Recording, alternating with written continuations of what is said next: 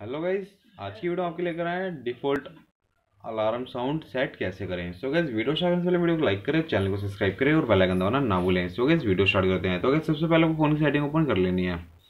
Phone की setting open करने के बाद गाइस आपको साउंड का ऑप्शन आ रहा है, साउंड ओपन कर लेना है। साउंड ओपन करने के बाद गाइस आपको नीचे आना है। नीचे आने के बाद गाइस आप देखते हैं यहाँ पे डिफ़ॉल्ट अलार्म साउंड, तो इस पर क्लिक करें। इस पर क्लिक करने के बाद गाइस जोन सी आपको यहाँ पे नोट साउंड सेट करना है डिफ़ॉल्ट अलार्म साउंड पे, तो यहाँ से आप सेट कर सकते हैं। तो गाइस मैंने यहाँ पे ऑक्सीजन की साउंड ले ली। तो गाइस आप देखिए मैंने यहाँ पे ऑक्सीजन की साउंड ले ली और यहाँ पे ओके करते के साथ ही हमारा यहाँ पे डिफ़ॉल्ट अलार्म साउंड सेट हो जाएगा।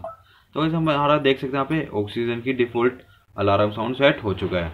तो गाइस, वीडियो अच्छी लगे तो वीडियो को लाइक करें, चैनल को सब्सक्राइब करें और बेल आइकन दबाना ना भूलें। थैंक्स फॉर वॉचिंग वीडियो, मिलते हैं नेक्स्ट वीडियो में।